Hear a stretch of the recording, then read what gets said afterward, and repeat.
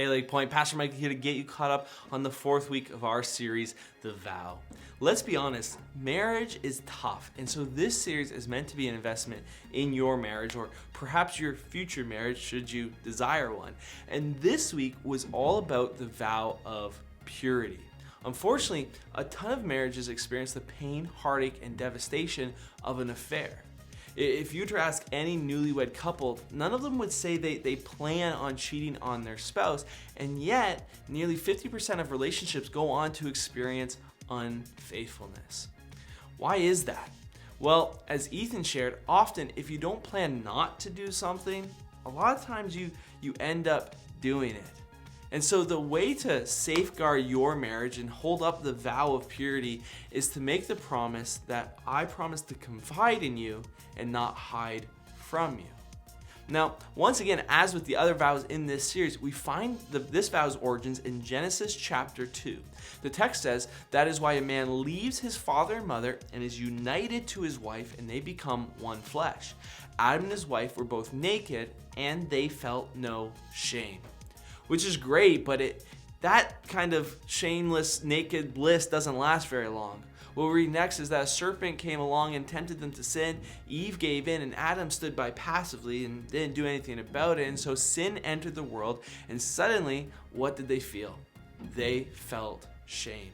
In fact, here's how the story goes, that the eyes of both of them were opened, and they realized they were naked. And so they sewed fig leaves together and made coverings for themselves.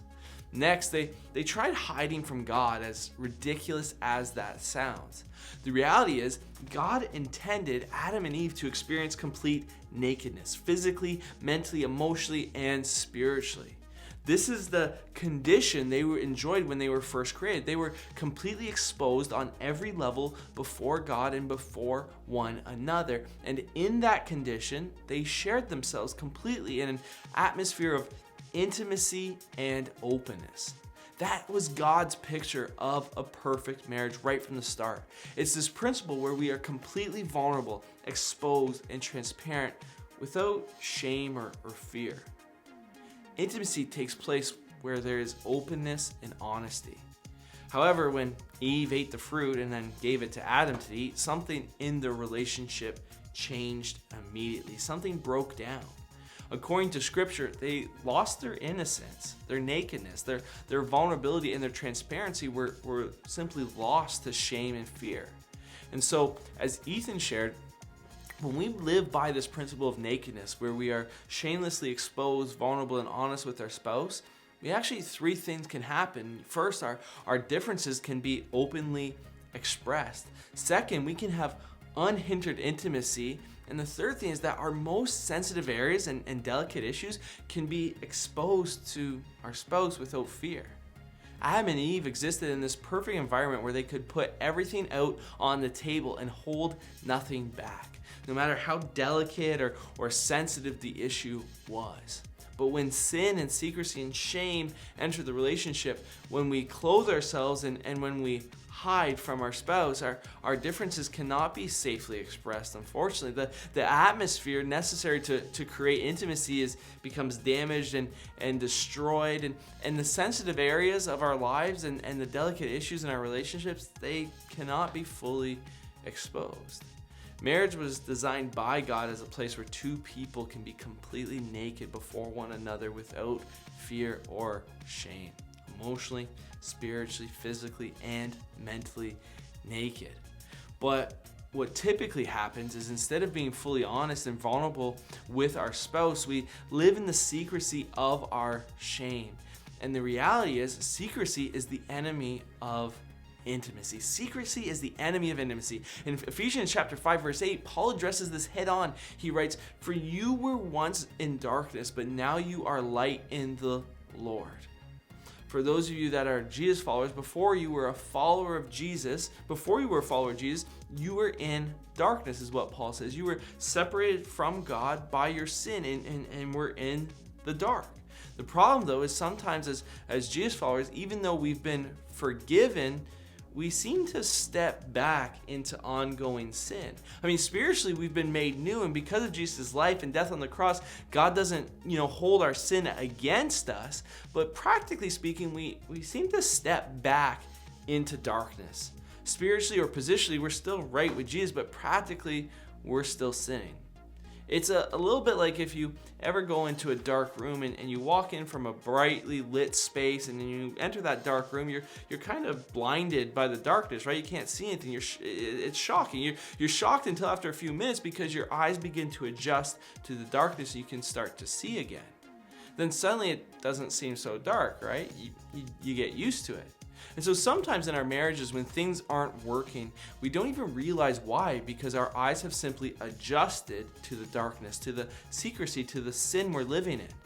Now, Paul continues on with this idea of how we were once in darkness, but now because of Jesus, we live in the light. And so watch what he says next. He says, live as children of light, for the fruit of light consists in all goodness, righteousness, and truth. And find out what pleases the Lord. Have nothing to do with the fruitless deeds of darkness. Rather, expose them. Don't hide them, expose them. Have nothing to do with them. Why? Because you'll never find healing in the dark. Shame grows in the dark. Healing happens in the light. And so have nothing to do with the deeds of darkness. Simply expose them.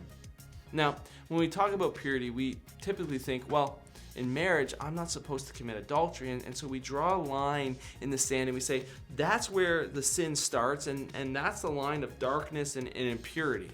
And what we don't often realize is that the sin line actually starts way back over here. Long before you ever cross the adultery line, you have probably crossed all sorts of other lines, sin lines, on your way to crossing just one more. And so we need to recognize that Jesus said something very clear about the sin line with adultery. In Matthew chapter 5, Jesus is recorded as saying this. It says, "You have heard that it was said, 'You shall not commit adultery.' But I tell you, anyone who looks lustfully at a woman has already committed adultery with her in his heart."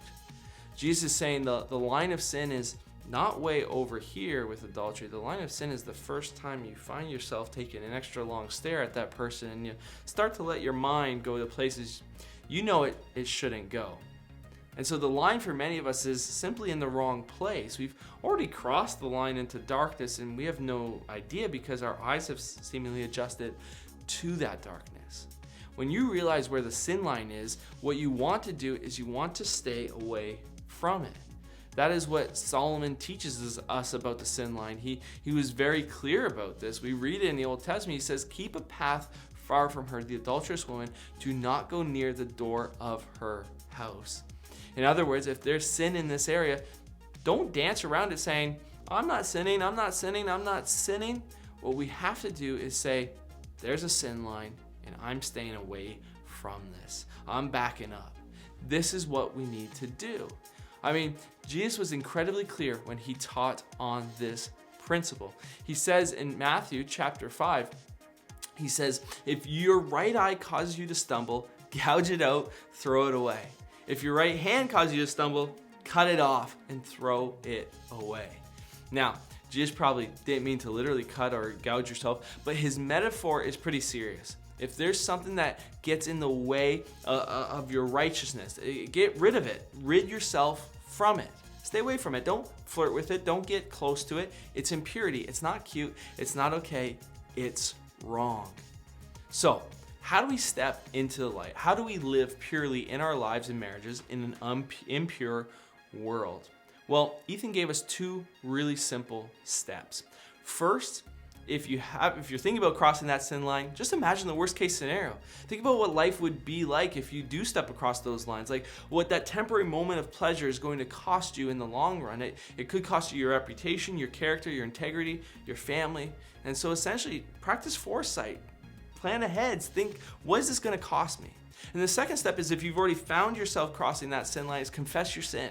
Secrecy is the enemy of intimacy. The good news is, even though adultery is ground for divorce, adultery is also grounds for forgiveness. You don't heal in the dark. Whoever hides their sin doesn't prosper, but those who bring their sin into the light, those who confess their sins, find mercy. And so, what do we need to do? We need to confess our sin to God and to others. We confess our sin to God for forgiveness, and we confess it to others for healing. For a lot of us, it's time to stop hiding and start healing. Well, friends, consider yourselves caught up. Enjoy jumping into discussion questions. I'll see you next series.